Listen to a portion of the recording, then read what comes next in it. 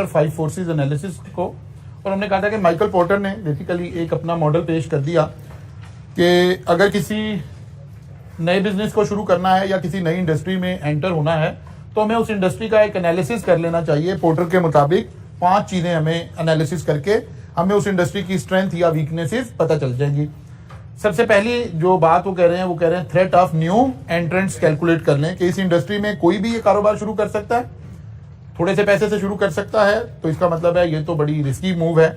और अगर कोई लिमिटेड लोग ये कारोबार कर सकते हैं या ज्यादा पैसा चाहिए या ज्यादा टाइम चाहिए, तो इसका मतलब है फिर हर कोई इस कारोबार को शुरू नहीं कर सकेगा। फिर बार्गेनिंग पावर ऑफ सप्लायर। आपके बिजनेस में जाहिर है सप्लायर एक बड़ी अहमियत का हामिल होता है। सप्लायर और कस्टमर, इनके साथ हम बेसिकली बिजनेस कर रहे होते हैं। सप्लायर जाहिर है वो लोग हैं जिनसे हम चीजें खरीद रहे हैं, अपना रॉ मटेरियल खरीद रहे हैं, कोई हमें सर्विसेज चाहिए, वो चीजें हम उनसे परचेज कर रहे हैं। वो कह रहे हैं हमें ये भी देखना चाहिए कि जिस इंडस्ट्री में हम एंटर हो रहे हैं वहां सप्लायर की कितनी पावर है, यानी हम सप्लायर के डिसीजन पर मेरे बिजनेस डिसीजन कितने डिपेंडेंट होंगे। अगर ये मैं ज्यादा सप्लायर पर डिपेंडेंट हूं तो फिर भी एक अच्छा बिजनेस नहीं हो सकता। किसी भी वक्त मेरे बिजनेस के डिसीजन मैं लेने की बजाय कौन ले रहा होगा? सप्लायर ले रहा होगा। मैं सप्लायर के डिसीजन मेकिंग पर डिपेंडेंट होऊंगा। बार्गेनिंग पावर ऑफ बायर, या मेरे कस्टमर आ गए कि कस्टमर किस तरह के हैं, मेरा बिजनेस कस्टमर पर कितना डिपेंडेंट है। अब दुनिया का हर बिजनेस कस्टमर पर डिपेंडेंट है, लेकिन देखना है कि कस्टमर की पावर कितनी है। ठीक है ना, यहां पोर्टर हमें यह सिखा रहे हैं कि हमने देखना है कि कस्टमर पावरफुल कितना है, यानी कितना इन्फ्लुएंस कर सकता है हमारी बिजनेस की डिसीजन मेकिंग के ऊपर। और फिर आ गया थ्रेट ऑफ सब्स्टिट्यूट प्रोडक्ट और सर्विसेज। जो बिजनेस हम करने जा रहे हैं इसके सब्स्टिट्यूट्स क्या है। कोई हालात चेंज होते हैं, कोई इकोनॉमिक सर्कमस्टांसेस चेंज होते हैं, तो बिजनेस में हमारा कस्टमर स्विच करके किसी दूसरी चीज पर जा सकता है कि नहीं जा सकता। और लास्ट वो कहते हैं एग्जिस्टिंग इंडस्ट्री राइवलरी। इन दोनों पॉइंट बारीक सा फर्क है। राइवलरी का मतलब है सेम प्रोडक्ट जो लोग बना रहे हैं, हमारा आपस में कंपटीशन क्या है। सब्स्टिट्यूट का मतलब है ऑल्टरनेट, ऑलमोस्ट सिमिलर नीड्स के साथ ऑप्शन क्या अवेलेबल है। ठीक है ना, हम अगर एक सीए के कॉलेज को एक जहन में रखें मॉडल के तौर पे, तो फिर उसके ऊपर ये 5 चीजें अप्लाई करें तो हमें कुछ बातें क्लियर हो जाएंगी। लेकिन हम ये वाला काम पहले 5 बातों को जरा थोड़ा और डिटेल से देखें, फिर आकर इसके ऊपर अप्लाई करते हैं। अच्छा जी, फिर हमने कल देखा था कि यार ये आपको यहां से कुछ प्रोडक्ट वो मिल गई, लाइंस मिल गई, वो ओपनिंग 2-4 लाइंस लिखने के लिए। थ्रेट ऑफ न्यू एंट्रेंट्स में हमें फिर 1.5 लाइन 2 लाइंस का एक ओपनिंग पैराग्राफ चाहिए कि ये होता क्या है, तो वो आपको यहां से मिल जाएगा। The new entrants in the industry bring new capacity and desire to gain the market share. और यहां हम थ्रेट में क्या कैलकुलेट कर रहे हैं, यही कैलकुलेट कर रहे हैं कि बैरियर्स क्या हैं। नए लोग एंटर होने के लिए कोई बैरियर है या जिसका दिल करेगा वो आ जाएगा।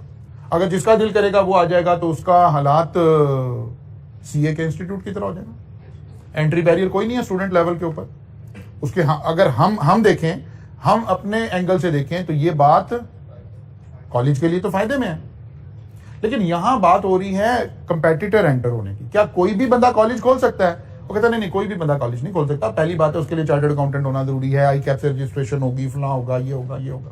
अच्छा जी, इंडस्ट्री की कैपेसिटी इंक्रीज होगी ना, capacity of the industry increase होगी। अगर ज्यादा कंपेटिटर आएंगे, ज्यादा लोग आएंगे तो ज्यादा कैपेसिटी क्रिएट हो जाएगी, मार्केट एक्सपेंड करेगी। अच्छा जी, कल हम कह रहे थे कि लेवल्स क्या हो सकते हैं, मैंने अब इसको ठीक कर दिया, ऊपर वाली लाइन हमारी ठीक होने वाली थी। Time and cost of entry. अगर शॉर्ट टाइम है और लो कॉस्ट है तो एंट्री बैरियर थ्रेट हाई है, थ्रेट हाई है क्योंकि ऊपर लिखा threat of new entrance is high. और अगर ज्यादा टाइम लग रहा है, कोई काम में टाइम ही ज्यादा लगेगा, तो थ्रेट ऑफ न्यू एंट्रेंस लो है। मसलन हाइड्रल बिजली बनाने का, हमारे यहाँ तो क्योंकि रेगुलेटेड सेक्टर है, लेकिन बाकी दुनिया में रेगुलेटेड नहीं है, लोग इसे एज इंडस्ट्री लगाते हैं। तो अगर किसी ने हाइड्रल इलेक्ट्रिक पावर जनरेट करनी है, उससे पहले उसे डैम बनाना पड़ेगा। डैम बनाने का एक लंबा प्रोसेस है, तो हम कहेंगे यार लॉन्ग टाइम लगेगा, हाई कॉस्ट लगेगी, इसमें इतना ज्यादा थ्रेट नहीं है।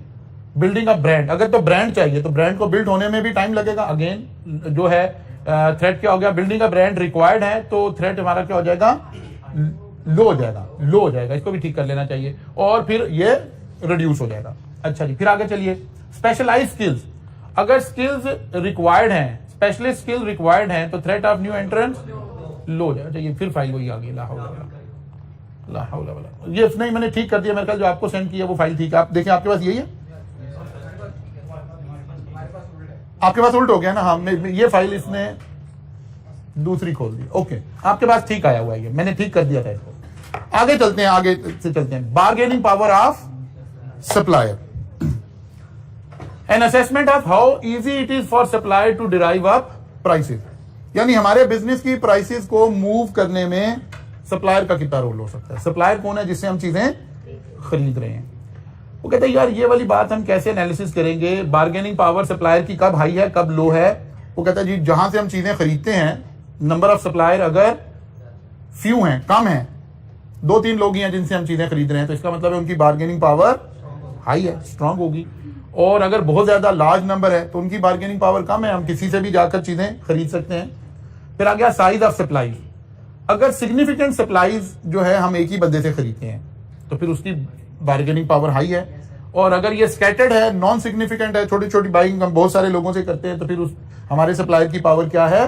लो है।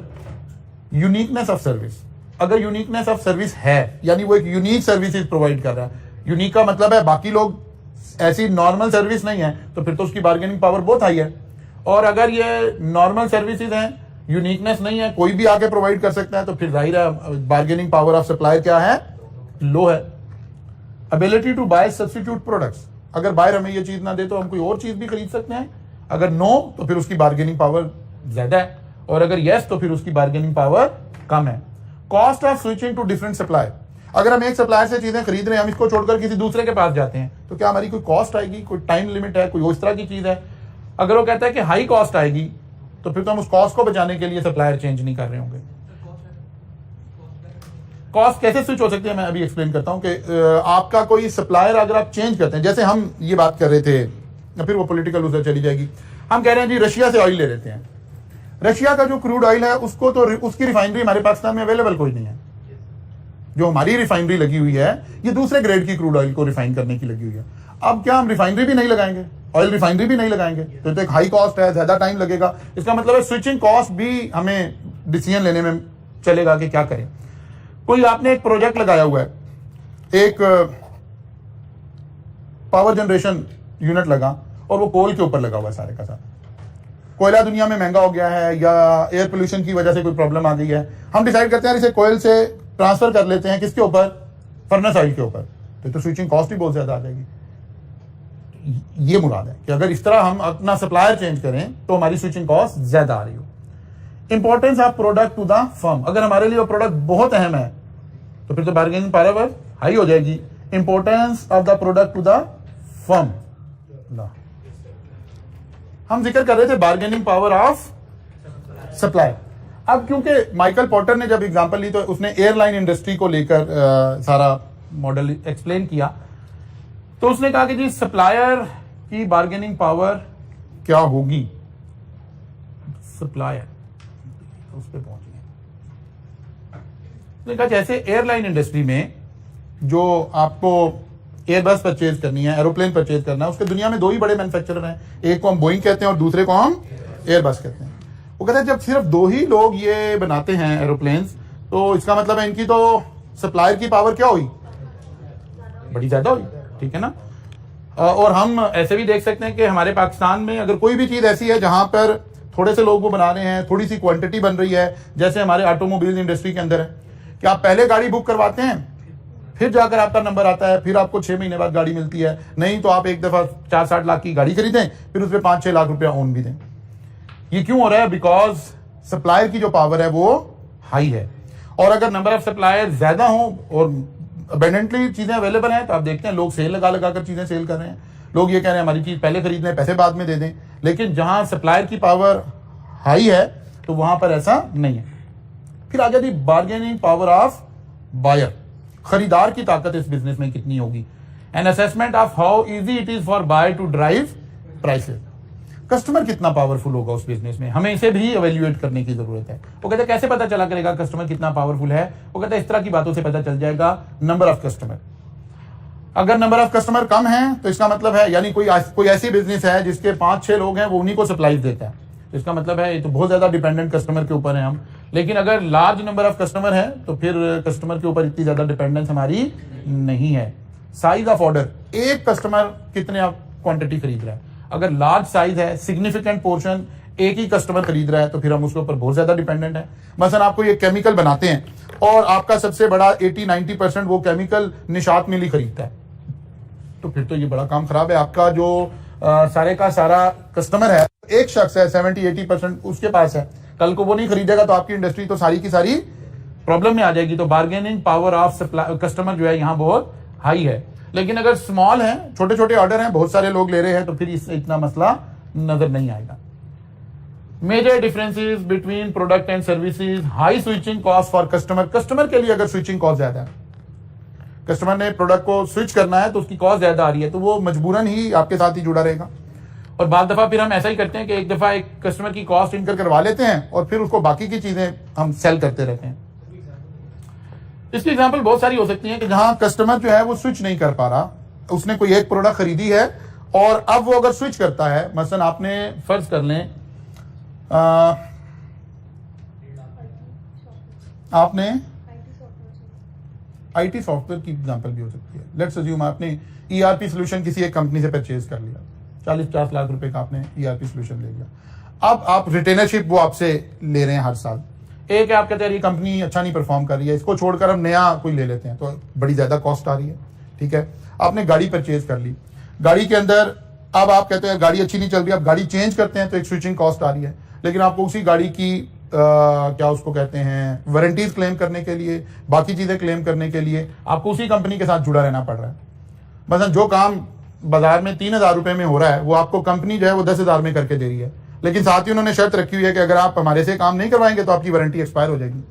अब आप मजबूरन करवा रहे हैं, स्विचिंग कॉस्ट आपकी बहुत ज्यादा है। अगर आप स्विच करेंगे, बाहर से करवाएंगे तो आपकी कॉस्ट क्या, आपकी वारंटी जाया हो जाएगी। ठीक है ना, इस तरह की कई सारी एग्जांपल्स हो सकती है।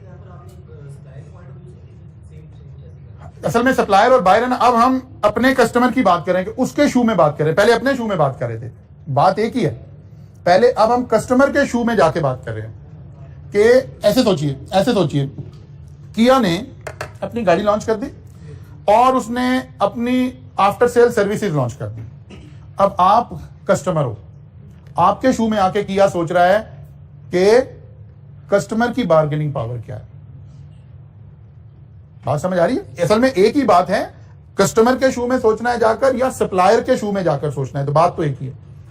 अच्छा जी, तो इस तरह से हमें कुछ चीजें मिल जाएंगी, कुछ प्रोडक्ट्स मिल जाएंगे जिसकी मदद से हम कुछ बात कर लेंगे। अब वो कहता है मसलन एग्जांपल इंडस्ट्री पे आएंगे तो पता चलेगा कहां बार्गेनिंग, क्योंकि पोर्टर ने एयरलाइन इंडस्ट्री की एग्जांपल ली थी। वो कहता है कस्टमर के पास स्विच करने से कोई कॉस्ट नहीं आ रही। एयरलाइन बिजनेस में आपको दुबई जाना है, आपको कोई खास फर्क नहीं पड़ रहा कौन सी एयरलाइन है, और दुनिया की बेहतरीन सॉफ्टवेयर जो है वो बने हुए हैं, साइट्स बनी हुई हैं, वेबसाइट बनी हुई है जो आपको फेयर कंपेयर करके दे रही है कि अगर आपने इस तारीख में इतने बजे वाली फ्लाइट में जाना है तो कौन सी एयरलाइन की आपको मिनिमम कॉस्ट आएगी। इससे मेरी कोई स्विचिंग कॉस्ट इन्वॉल्व कोई नहीं है। इसका मतलब है यहां कस्टमर की बार्गेन पावर ज्यादा है, कोई स्विचिंग कॉस्ट नहीं है। आप अपने ACCA के कॉलेजेस को देखिए, एक बच्चा किसी एक कॉलेज से कोई एक पेपर पढ़ रहा है, किसी दूसरे कॉलेज से दूसरा पेपर पढ़ रहा है, किसी तीसरे कॉलेज से तीसरा पेपर पढ़ रहा है, बिकॉज उसकी स्विचिंग कॉस्ट इन्वॉल्व नहीं है। कोई कॉलेज जो है कोई एडमिशन फीस नहीं लेता, पेपर की फी ली जा रही है। लेकिन यही बच्चा अगर उधर पिछली तालीम में होता, बीकन हाउस से निकल के लिकास में जाना चाह रहा होता, तो उसकी स्विचिंग कॉस्ट आ रही होती, यहां फिर जाकर उसे एडमिशन लेना पड़ रहा होता। तो ये देखना है, असल में इस एंगल से देखना है कि अगर कस्टमर स्विच करके दूसरे कंपेटिटर के पास जा रहा है तो क्या कस्टमर की भी कोई कॉस्ट आ रही है। तो हमें ये वाला bargaining power of student in CA हमें हाई नजर आती है कि उसकी कोई स्विचिंग कॉस्ट इन्वॉल्व नहीं है, कोई लीगल फॉर्मेलिटी इन्वॉल्व नहीं है, जहां से मर्जी जिससे मर्जी पढ़ना शुरू कर देता है। लेकिन बीकन हाउस वर्सेस लिकास या कोई और आप एजुकेशन सिस्टम देखें, वहां स्विचिंग कॉस्ट आ जाएगी, तो इसका मतलब है वहां कस्टमर की बार्गेन पावर क्या हो गई है, कम हो गई है। वेयर एज यहां बार्गेनिंग पावर क्या हो गई है, ज्यादा हो गई है। ऐसे देखना। अब इसी तरह से देखिए कि कस्टमर, आप कोक लेने गए थे, आप पेप्सी परचेज कर लें तो आपकी स्विचिंग कॉस्ट क्या आई है, कोई स्विचिंग कॉस्ट नहीं आई है। इसका मतलब है बार्गेनिंग पावर क्या है, कस्टमर की हाई है। ये एक एंगल देख रहे हैं हम, सारी बातों को इकट्ठा देखना है कि नंबर ऑफ कस्टमर कितने हैं। आपने एक पेप्सी खरीदनी है, आप 100-150 रुपए की परचेजिंग कर रहे हैं, स्मॉल, नॉन सिग्निफिकेंट। ठीक है ना, सारी बातों को कलेक्टिवली देखना है, फिर पता चलेगा कि बार्गेनिंग पावर हाई है कि नहीं है। हमारा टारगेट क्या है, टारगेट ये है कि क्या आपके कस्टमर के पास इतनी पावर है कि वो आपकी प्राइस को ड्राइव कर सके। तो इंडिविजुअल अगर बहुत सारे कस्टमर हैं, जैसे हम कोक पेप्सी की एग्जांपल ले रहे हैं, तो नहीं, आप ऐसे नहीं ड्राइव कर सकते। कोई 1 2 3 4 5 10 लोग मिलकर प्राइस को ड्राइव नहीं कर सकते। फिर जो जाहिर है ये सारी बातों में से कोई एक या दो एग्जाम में तो आ रही होंगी ना, सिर्फ मैक्सिमम दो, एक हेड में मैक्सिमम कोई 2 इंडिकेटर होंगे जिन्हें हम फिर इंटरप्रेट कर देंगे कि इन 2 को देखकर क्या नजर आ रहा है। ठीक है ना। ये तो हमने लिस्ट इसलिए बनाई हुई है कि एग्जामिनर के पास ये लंबी ऑप्शन है जिसमें से वो चूज कर सकता है, ताकि आपको समझ आए मैंने कौन सी बात को कहां लिंक करना है। एग्जाम क्वेश्चन में एक हेडिंग में बहुत बहुत बहुत ज्यादा डिटेल आ जाए तो कोई 3 इंडिकेटर आ सकते हैं, वैसे 2 आएंगे। तो एक एग्जाम्पल हमारे पास ये आ गई, या कोई और कॉस्ट से मुराद हैसल भी है, कोई लीगल फॉर्मेलिटीज, कोई और चीज। अगर कुछ नहीं है, मसलन आपके बैंक में पैसे पड़े हैं, आप एक बैंक के कस्टमर हैं, आप दूसरे बैंक में जाना चाहते हैं, तो फिर भी कुछ ना कुछ आपको हैसल करनी पड़ेगी। जाएंगे, अकाउंट खुलवाएंगे, वहां दोबारा बायोमेट्रिक्स होगी, कुछ भी होगा। इसका मतलब है बार्गेनिंग पावर थोड़ी सी कम हो गई है। अच्छा जी, फिर उसने कहा जी थ्रेट ऑफ सब्स्टिट्यूट। अब ये 2 पॉइंट समझने वाले हैं। सब्स्टिट्यूट का मतलब है कि कस्टमर की सिमिलर नीड्स कहां पूरी हो जाएंगी। राइवलरी का मतलब है सिमिलर प्रोडक्ट कौन सी मिल जाएगी। मसलन हम एयरलाइन की क्योंकि बातें हो रही हैं, आपको कराची जाना है, अब आप फ्लाइट्स में कंपैरिजन कर रहे हैं, PIA में, एयर ब्लू में, किसी और में, XYZ में। ये क्या है? राइवलरी है। Similar supplier, similar companies. Substitute का मतलब है आप कहते हैं बाई एयर ही जाना क्यों जरूरी है, मैं बाई रोड चला जाता हूं, अब अच्छी ट्रेन भी अवेलेबल होगी, अब फ्ला भी होगी है जी, बिजनेस क्लास भी अवेलेबल होगी। ये क्या है? थ्रेट ऑफ सब्स्टिट्यूट, कि कस्टमर की नीड पूरी हो जाए। ठीक है ना। अब फर्ज किया किसी कंट्री में, कोई एक ऐसी कंट्री है लाइक कोई भी दुनिया के ऐसे बहुत सारे मुल्क हैं जहां पर बाई एयर के अलावा आप नहीं जा सकते क्योंकि ये सब तरफ इसके समुंदर है और बाई रोड तो कोई रास्ता जाता ही नहीं। इसका मतलब है यहां थ्रेट ऑफ सब्स्टिट्यूट तो है ही नहीं। अगर एयरलाइन इंडस्ट्री में देखें, वैसे Mauritius is one of the example. समुद्र डीप सी के अंदर एक छोटा सा पत्थर है, छोटे से का मतलब है 18 किलोमीटर चौड़ा और 42 किलोमीटर लंबा, दैट्स इट। इसे और कहीं से कोई रास्ता नहीं लगता। अब एयरलाइन इंडस्ट्री में अगर इस मुल्क में हम बात कर रहे होंगे तो threat of substitute airline industry को इस कंट्री की फ्लाइट्स में कोई नहीं है। लेकिन बहुत सारे दूसरे दुनिया के ममालिक हैं जहां आप बाई ट्रेन भी जा सकते हैं, बाई रोड भी जा सकते हैं, बाकी सब कुछ। ये थ्रेट ऑफ सब्स्टिट्यूट क्रिएट हुआ। जैसे आजकल वो बात हो रही है, क्या उसका नाम है,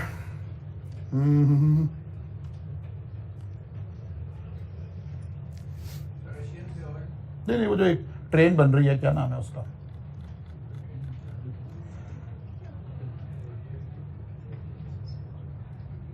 आप अपने नोट्स में देखिए, मैंने उसमें अपडेट किया हुआ है। थ्रेट ऑफ सब्स्टिट्यूट में देखें, वो जो एक ट्रेन बना रहे, नाम मेरे ध्यान से स्किप हो रहा है, हाइड्रल रूट ट्रेन। ठीक है ना। आगे आपके पास तो ये वाली स्लाइड आई ना जिसमें मैंने अपडेट किया हुआ। ओके, अब जरा देखिए, ये ट्रेन 1200 किलोमीटर पर आवर की स्पीड से चल रही होगी। ठीक है ना। और अब ये सब्स्टिट्यूट बनेगा, threat of substitute for airline. Time भी कम लग रहा होगा, सारा कुछ होगा, कॉस्ट भी इसके रिलेटिवली कम आ रही होगी। तो इसको हम कह रहे हैं थ्रेट ऑफ सब्स्टिट्यूट। कि आप कोई दूसरी प्रोडक्ट आप ले ले, कस्टमर कहेगा यार इसकी प्राइस इतनी बढ़ गई है तो इससे बेहतर मैं फलां चीज इस्तेमाल कर लूंगा, और बजाहिर वो कंपेटिटर नजर ना आ रहे हो। जैसे यहां भी एक एग्जांपल लिखी हुई है कि कॉफी और एनर्जी ड्रिंक। अब बजाहिर तो ये 2 अलग अलग चीजें हैं। ठीक है ना। Coffee is something else and energy drink is something else. लेकिन वो कहते हैं कि नहीं, ये सब्स्टिट्यूट हो सकती हैं। कि अगर कॉफी की प्राइसेस इतनी बढ़ जाएं कि बंदा कहे यार अच्छा यार, फिर वो ऐसे सोचना शुरू कर दे, अच्छा यार कॉफी का भी मतलब यही था ना कि जरा मैं जागता रहूं, जरा एनर्जेटिक रहूं, तो वाई नॉट मैं एनर्जी ड्रिंक ही ले लेता हूं। Threat of substitute. सीए के कॉलेजेस आपस में कंपटीशन करेंगे तो ये राइवलरी कहलाएगी। लेकिन सीए वर्सेस एसीसीए, ये सब्स्टिट्यूट कहलाएगा। या बीएससी अकाउंटिंग एंड फाइनेंस, ये सब्स्टिट्यूट कहलाएगा। कंपटीशन सेम प्रोडक्ट में रह के होगा। उसको जो है माइकल पोर्टर क्या कह रहे हैं? Threat of substitute. और अगर सिमिलर प्रोडक्ट है तो उसको क्या कह रहे हैं? राइवलरी। क्लियर होगी बात जी। तो थ्रेट ऑफ सब्स्टिट्यूट एवेल्युएट कैसे करेंगे? The existence of substitute. अगर कोई सब्स्टिट्यूट एग्जिस्ट करता है तो फिर तो ये थ्रेट है, और अगर एग्जिस्ट ही नहीं करता तो फिर performance of substitute product, ACCA की परफॉर्मेंस कैसी है? पता चले वहां से भी बच्चे निकल रहे हैं, उन्हें जॉब मिल रही है, ये हो रहा है, ये हो रहा है, तो फिर इसका मतलब है थ्रेट ऑफ सब्स्टिट्यूट हाई होना शुरू हो गया है। और अगर वो परफॉर्मेंस अच्छी नहीं है, उन्हें आर्टिकलशिप नहीं मिल रही, उन्हें जॉब नहीं मिल रही है, फिर हम कहेंगे कि यार ये थ्रेट इतना ज्यादा नहीं है। Cost of switching to substitute, फिर अगेन वही बात है कि अगर स्विचिंग कॉस्ट का मतलब सिर्फ फाइनेंशियल नहीं है, टाइम कॉस्ट हो सकती है, आपकी हैसल कॉस्ट हो सकती है, या बस इजी है, कोई बात नहीं, जो मर्जी कर लें। अगर कॉस्ट हाई है, नो कॉस्ट ऑफ स्विचिंग, तो फिर तो सब्स्टिट्यूट पे ट्रांसफर होना बहुत आसान है, और अगर हाई है तो फिर ये थ्रेट जो है थोड़ा सा कम है। फैशन क्या चल रहा है, क्योंकि फैशन ट्रेंड ये सब कुछ चीजों को ड्राइव कर रहा है। वो कहता है अगर सब्स्टिट्यूट प्रोडक्ट का फैशन चल गया तो कहते हैं यार एसीसी ज्यादा अच्छा, एसीसी फैशन में है, तो इसका मतलब है रिस्क क्या हो गया है, हाई हो गया, थ्रेट क्या हो गया है, हाई हो गया है। सब्स्टिट्यूट प्रोडक्ट अगर फैशन में आ गई, मतलब जैसे वो एनर्जी ड्रिंक पीने का फैशन एक दफा शुरू हो गया, फिर वो थोड़ा सा हेल्थ और उसके इश्यूज आए, फिर थोड़ा सा अवेयरनेस आई, फिर गवर्नमेंट ने कुछ रेगुलेशंस बनाई, स्कूल में कॉलेजेस में उसको बैन कर दिया। लेकिन अगर वो फिर फैशन में आना शुरू हो जाए, कोई एक स्टार कोई ऐसा जिसे लोग फॉलो कर रहे हैं, अगर वो एनर्जी ड्रिंक पीता हुआ नजर आ गया, तो फिर दोबारा फैशन में आ जाएंगे, आपके ध्यान में फिर कहां से आ गए। ठीक है, तो कोई भी बंदा जो ट्रेंड चलाने की ताकत रखता है, अगर फैशन में चीज आ गई तो फिर काम खराब हो जाएगा, और अगर वो आउट ऑफ फैशन है तो फिर लो हो गया थ्रेट। अच्छा, यहां आ गई थी वो एग्जाम्पल। एयरलाइन इंडस्ट्री के लिए सब्स्टिट्यूट प्रोडक्ट्स क्या हो सकती हैं, ठीक है, तो वो कह रहा है वैक्यूम ट्यूब इसकी हो सकती है, रोड हो सकता है, बाई रोड भी सब्स्टिट्यूट हो सकता है। अगर पाकिस्तान रेलवे अपनी परफॉर्मेंस बेहतर करना शुरू कर दे, ये देखें, हम कह रहे थे कि जो सब्स्टिट्यूट प्रोडक्ट है उसकी परफॉर्मेंस कैसी है, ट्रेन टाइम पर आना शुरू कर दें, टाइम पर चलना शुरू कर दें, कोई ट्रेन के हादसा कम होने शुरू हो जाए, ट्रेन की स्पीड बेहतर हो जाए, तो पाकिस्तान की वो फ्लाइट जो लाहौर कराची में जा रही है उसके लिए थ्रेट क्रिएट हो जाएगा, लाहौर इस्लामाबाद के लिए थ्रेट क्रिएट हो जाएगा, ठीक है ना। लेकिन अगर ऐसा नहीं हो रहा तो फिर ऑब्वियसली थ्रेट क्रिएट नहीं हो रहा। जैसे हम उबर के बिजनेस को देखें, तो उबर के बिजनेस में थ्रेट्स सब्स्टिट्यूट क्या है, ऑरेंज ट्रेन, मेट्रो बस, स्पीडो या पब्लिक ट्रांसपोर्ट, ये सब क्या है, सब्स्टिट्यूट है। और राइवलरी क्या है, उबर, क्रीम, इन ड्राइव, फला फला फला। ये बात समझ आ गई। ऐसे हमने देखना है, इसको थोड़ा सा डिफरेंशिएट करना है। राइवलरी अमंग एग्जिस्टिंग कंपेटिटर, वो कह रहा है the main driver is the number and capabilities of competitor in the market. कितने लोग हैं जो कंपीट कर रहे हैं और उनकी कैपेबिलिटीज क्या है। नॉर्मली जब हम कंपटीशन क्रिएट करते हैं ना, तो उसूल ये है कंपटीशन देखने का, ये नीचे मैंने बातें लिखी भी हुई हैं। उसूल ये है कि सिमिलर साइज की कंपनीज कंपेटिटर ट्रीट होती हैं, जो सिमिलर साइज की कंपनीज नहीं है उन्हें कंपेटिटर ट्रीट नहीं करते। मसलन कोक और पेप्सी आपस में कंपेटिटर हैं, लेकिन कोई बड़ी छोटी सी नीश किसी इलाके में कोई एक और ड्रिंक है, कोई लोकल ब्रांड है, तो वो कंपेटिटर ट्रीट नहीं हो रहा होगा। नहीं, गोर में अभी लाहौर की एक कोल्ड ड्रिंक कितना, चले सोचें, आप जरा एक्सपैंड करें।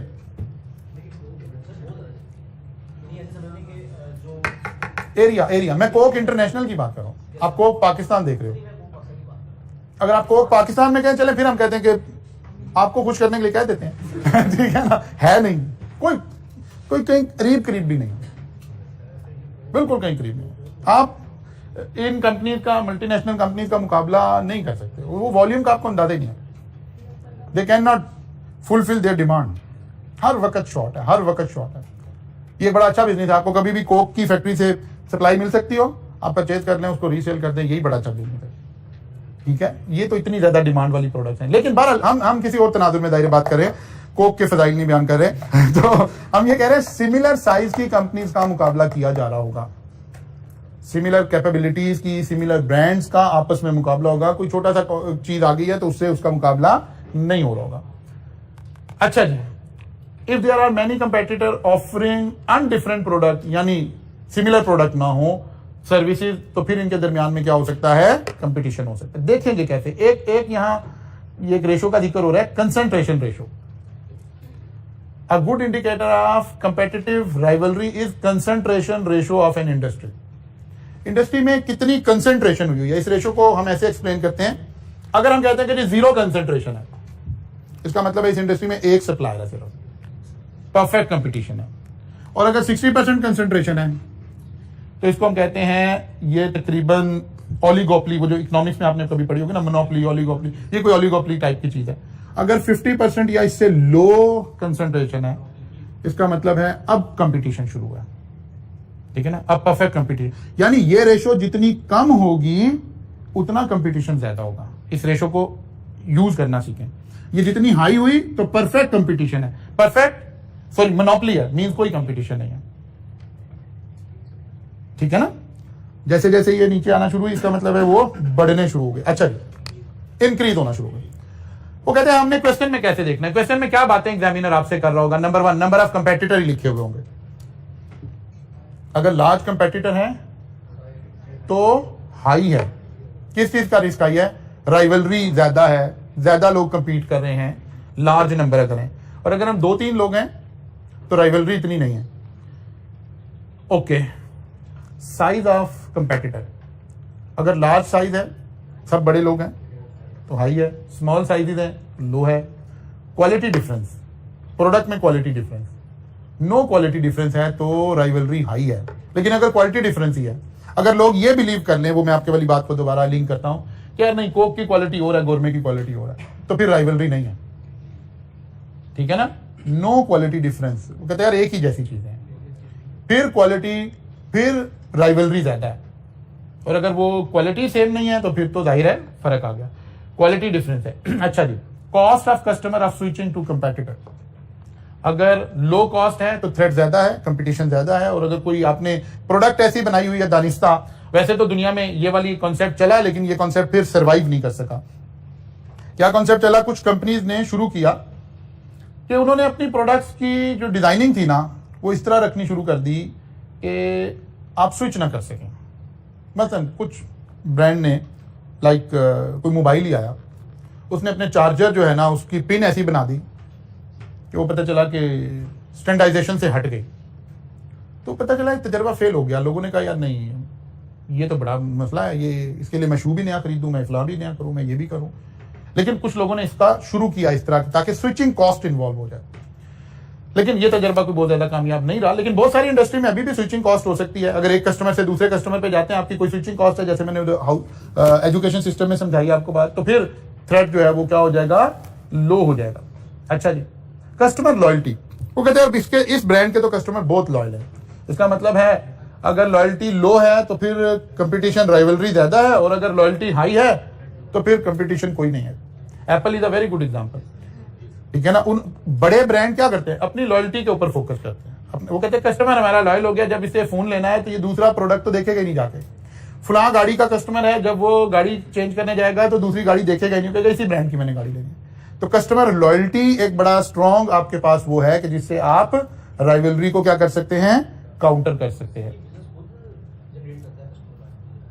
जाहिर है ओवर द ईयर्स हम इसके ऊपर मेहनत कर रहे होंगे, ब्रांड के ऊपर मेहनत कर रहे होंगे, लेकिन जाहिर है लॉयल्टी जनरेट करने के लिए या ब्रांड बनाने के लिए, जैसे हम ब्रांड कह रहे हैं, ब्रांड आप खुद तो नहीं कह सकते कि 2+2 = ब्रांड आ गया, ऐसे तो नहीं आएगा। ब्रांड तक पहुंचने के लिए आपको या तो टेक्नोलॉजिकली लीड करना पड़ेगा।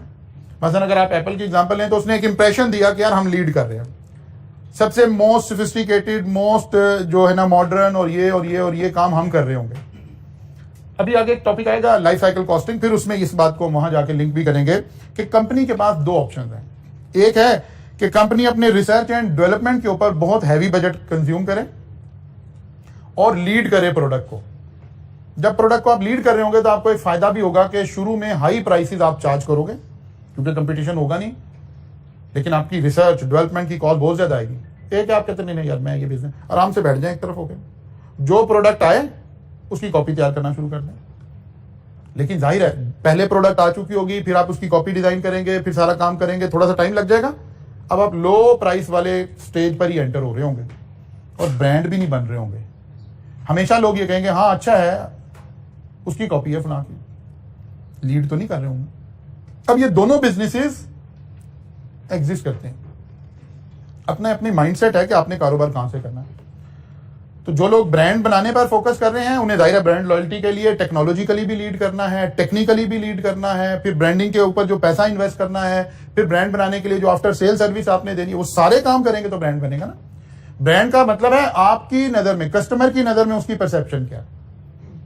अब इस तक पहुंचने के लिए ये एकदम से भी नहीं हो सकता कि आप कहें जी हम एक चीज लॉन्च करें हम ही ब्रांड होंगे, नहीं, ब्रांड बनने में भी टाइम लगेगा ना। तो ये हमारे हाथ में नहीं होगा। लेकिन जब आपने ये क्रिएट कर लिया, आप ये पैसा इन्वेस्ट कर रहे हैं, क्यों कर रहे हैं?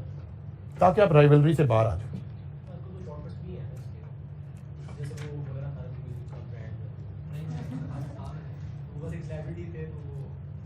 लेकिन ब्रांड बनेगा नहीं ना। मैं मौलाना से मुझे इख्तलाफ नहीं, मैं अपने आप को हमेशा से जिंदगी भर मौलाना के मतलब चाहने वालों में शुमार करता रहा, सिवाय ये 1 साल निकाल के जो मैंने कहा बच्चे परेशान ना हो जाए, तो ये 1 साल निकाल के जब उन्होंने पॉलिटिकल स्टांस देना शुरू किया, जो कि उनकी फेम गलत नहीं है, पॉलिटिकली हर आदमी का राइट है, लेकिन जब एक आदमी की फेम इतनी बड़ी चली जाती है, एक आदमी खुद इतना बड़ा ब्रांड होता है, तो फिर जब वो किसी के साथ खुद को लिंक करता है ना, तो फिर उस शैडो के पॉजिटिव नेगेटिव सारे आप पर आने शुरू हो जाते हैं। लेकिन मौलाना ने जो ब्रांड लॉन्च किया ना, मैं कुदरती गुज़िश्ता कल रात को मौलाना के ब्रांड पे खड़ा हुआ था, वो ब्रांड बन नहीं सकेगा अभी। मौलाना का नाम, मौलाना की फेम मुझे ले गया उस शॉप में, लेकिन उस शॉप में जाके तो मुझे कोई एक चीज काम की नहीं लगी, क्वालिटी नहीं लगी। मुझे ऐसे लगा जैसे मौलाना साहब का नाम सेल हो रहा है यहाँ पे, तो प्राइसिंग हाई कर दी, सारा कुछ कर दिया। आप इसके मुकाबले में मतलब J.Dot पे चले जाएं तो कम से कम कुछ बेहतरी नजर आनी शुरू हो जाएगी। तो ब्रांड एक दफा बना देना, एक दफा पैसा मार्केटिंग में फेंक देना, हम समझते हैं ब्रांड बन गया, ब्रांड नहीं बना। ब्रांड का मतलब है कि कस्टमर ये कहना शुरू करे, मसलन ये हमारे जो जब बिजनेसमैन एंटर हुआ, जुनैद जमशेद को, इमरान खान को, इन लोगों को ये क्रेडिट जाता है ना कि इन्होंने थोड़ा सा रिवाज में, जो हमारा इस्लामिक कल्चर था वो किसी हद तक रिवाज में आया, शलवार कमीज टोपी पहनना ये रिवाज में आई। तो J.Dot ने कैप्स बनानी शुरू की, वंडरफुल कैप्स, ठीक है, प्राइस नॉर्मल कैप, अब कैप के मुकाबले में प्राइस बहुत हाई, लेकिन आपको पता है कि अगर सबसे अच्छी क्वालिटी चाहिए ना तो बस ये अवेलेबल है, फिर ब्रांड बनेगा। जब कस्टमर ये सोच ले कि यार इससे अच्छी प्रोडक्ट नहीं मिलेगी, मुझे ढूंढना नहीं चाहिए, फिरना नहीं चाहिए, अब ब्रांड बनाए। लेकिन अगर आपको मार्केटिंग आपको खींच के ले गई है वहां तक, लेकिन आगे जाके आपको लगा यार ये मैं कहां गया हूं, अगर 50 सूट में से मैंने एक सिलेक्ट करना है तो यहां से निकलूं, किसी भी बुटीक पे चला जाऊं, उसमें 50 में से एक तो अच्छा वहां भी निकल आएगा। जब ये निशात ने शुरू में अपना लॉन्च किया ना ब्रांड, तो यकीन जाने कि आप आंखें बंद करके कोई भी सूट खरीद लाए, वो अप टू द मार्क था। तो किसी ने कोई गिफ्ट देना है, मतलब मुझे अपनी किसी सिस्टर को, किसी मदर को, किसी को गिफ्ट देना है, मैंने कहा जरा परेशान ना हो जाए, तो आप आंखें बंद करके सूट खरीदने, वो जाके पसंद आ जाएगा। लेकिन अब निशात का भी वही हाल है कि अब अगर 50 सूट लगे हुए हैं तो उसमें से कोई 2 पसंद आएंगे, फिर आप सोचेंगे यार पता नहीं अगले को पसंद है, चलो मैं यार साथ ही लेके आके खरीद लूंगा। बात समझ आए? जब अब ये ब्रांड नहीं कहलाएगा, ठीक है ब्रांड होगा, लेकिन वो जो ब्रांडिंग की ये वाली बात है, ब्रांड लॉयल्टी, ये नहीं आएगी। ब्रांड लॉयल्टी के लिए जरूरी है आप आंखें बंद करके कहें यार इससे अच्छी प्रोडक्ट नहीं मिलेगी मुझे। हाँ मैं अफोर्ड करता हूं, नहीं करता, ये एक अलग बात है। मैं सोचूं यार ये चीज है तो फलां कंपनी ही की सिक्का बंद चीज है, ये ब्रांड है, ये ब्रांड लॉयल्टी है। वो कहते हैं अगर आपने ये स्टैब्लिश कर रखी है अपने कस्टमर में, तो फिर आपको राइवलरी का कोई इतना खास परेशानी कोई नहीं है, क्योंकि अब तो कंपेटिटर क्या हो गए हैं, इररेलेवेंट हो गए, ठीक है ना। कंपेटिटर इररेलेवेंट हो गए, उन्होंने कहा जी बस इसी से ही करना है जी, ऐसे ही करना है जी। एचिसन, जिन लोगों ने एचिसन में पढ़ना है उन्होंने एचिसन में पढ़ना है। वो कहते हैं पढ़ाई छोड़ो, क्या हो रहा है क्या नहीं हो रहा, बस वहां जाके जो नेटवर्किंग स्टैब्लिश होती है, एचिसोनियन होना जो प्राइड की बात है, वो कहते हैं बस यार वो काफी है, दैट्स इट। अब एक ब्रांड स्टैब्लिश हो गया।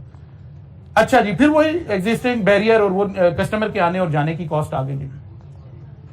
ये सारा काम हमने करके अब इसके बाद मैं आपको कल के लेक्चर, कल हम इसकी प्रैक्टिस क्वेश्चन कर लेंगे। अभी जो करंट अटेम्प्ट हुई है उसमें भी क्वेश्चन इसी में से आया हुआ था, पोर्टर 5 फोर्सेस का ही क्वेश्चन आया हुआ था, और कल हम इसकी प्रैक्टिस करेंगे। कल मैं कोशिश करूंगा कल की क्लास के बाद आपको एक वीडियो भी शेयर करूंगा जहां माइकल पोर्टर खुद अपने इस मॉडल को एक्सप्लेन कर रहे हैं और आपको बता रहे हैं कि वो क्या चाह रहे हैं, इन 5 चीजों में से कैसे हमने जो है वो करना है। हम एक छोटा सा बल्कि मेंटल एक्सरसाइज एक और कर लेते हैं। हम दोबारा, क्योंकि बहुत चांस हो सकता है कि आपका एग्जामिनर सवाल बनाए तो आपका सीए की एजुकेशन के ऊपर सवाल बना दे। अब 1 बाय 1 हम चलते हैं, कोई एक सीए का कॉलेज जहन में लाते हैं और सोचते हैं कि यार थ्रेट ऑफ न्यू एंट्रेंस क्या है। Threat of new entrance high है कि लो है? हम कहेंगे लो टू मीडियम है। बिल्कुल लो नहीं कहेंगे, ठीक है ना, लो टू मीडियम है। सिलेक्टेड लोग आ सकते हैं, सारे लोग नहीं आ सकते। Bargaining power of supplier, who is supplier? नहीं बेचारे जमील की जान छोड़ दो भाई। Teacher is the supplier. Ingredient raw material कौन प्रोवाइड करेगा? टीचर। अब वो मैंने कल भी मेरे ख्याल आपसे डिस्कस किया था, तो अगर 10,000 मेंबर हैं तो इसमें से कोई 100-150 लोग हैं जो टीचिंग के प्रोफेशन में हैं। इसका मतलब है bargaining power of teacher high हो गई, यानी bargaining power of supply is not high, very high. आप टीचर को जरा सा छेड़ के देखें, फिर आपको पता ही है। ठीक है ना? तो इसका मतलब है बार्गेनिंग पावर ऑफ सप्लायर जो है वो वेरी हाई है। Bargaining power of buyer, bargaining power of buyer,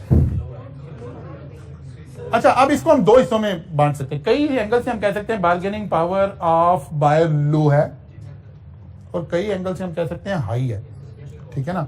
switching cost कोई नहीं है, ठीक है, बच्चा कहीं भी जा सकता है। अगर इस एंगल को देखें, अगर उसने एग्जामिनेशन में ये वाली बात मेंशन की तो हमने इसको इंटरप्रेट करना होगा ना, फिर हम कहेंगे लो है। लेकिन अगर वो कहता है कि नहीं जी सारे स्टार टीचर इसी कॉलेज के पास हैं, तो अब बच्चे के पास तो कोई ऑप्शन नहीं है। अब बार्गेनिंग पावर स्टूडेंट की खत्म हो गई है, आपको वहीं पढ़ना है, उसी टीचर के पास पढ़ना है, तो फिर बार्गेनिंग पावर बच्चे की क्या हो गई है, कम हो गई। Threat of substitute products, now what are the substitute product, अभी हमने बात की एसीसीए सब्स्टिट्यूट प्रोडक्ट हो सकती है, किसी अच्छी यूनिवर्सिटी का BSc accounting and finance substitute product हो सकती है, आईसीएमए सब्स्टिट्यूट प्रोडक्ट हो सकती है। यानी एक बच्चा ये सोचता है कि यार मैंने अकाउंटेंसी की लाइन में ही आना है, लेकिन मैं सीए को छोड़ देता हूं, किसी और लाइन में चलता हूं, तो हमें थ्रेट ऑफ सब्स्टिट्यूट जो है वो नजर आएगा, इतना हाई नजर नहीं आएगा। क्यों नहीं आएगा? क्योंकि वो अच्छा परफॉर्म नहीं कर रही है अभी वहां ये नहीं है कि वहां भी जॉब मिल रही है, उनकी जॉब का रिटर्न, वहीं हमने सब्स्टिट्यूट में ये देखा था ना कि सब्स्टिट्यूट प्रोडक्ट परफॉर्म कैसा कर रही हैं, फैशन में तो नहीं आ गई हैं, फला काम तो नहीं हो गया। अब अगर डिग्री में देख रहे होंगे तो यही बातें देख रहे होंगे कि उसका रिटर्न कितना आ गया, वहां अनएम्प्लॉयमेंट रेट उस सेक्टर है, इस सेक्टर में क्या है।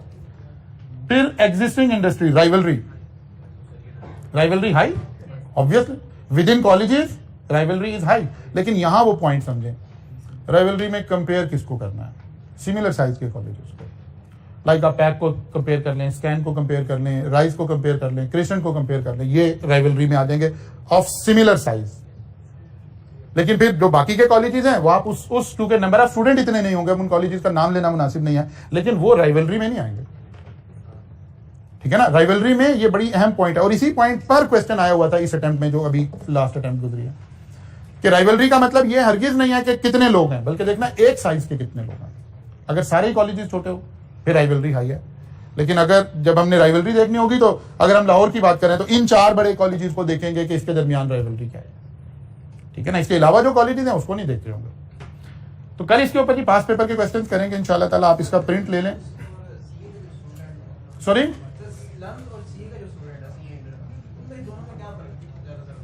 एक्चुअली दो बातें तो दो अलग अलग हैं, लेकिन अगर मैं इसको फेयरली हकीकत पसंदाना वो कंपैरिजन करूं ना, तो लम्स जैसी यूनिवर्सिटी के जो ग्रेजुएट्स हैं ना अकाउंटिंग एंड फाइनेंस करके, वो सम टाइम सीए को compete कर रहे हैं ऐसे ही।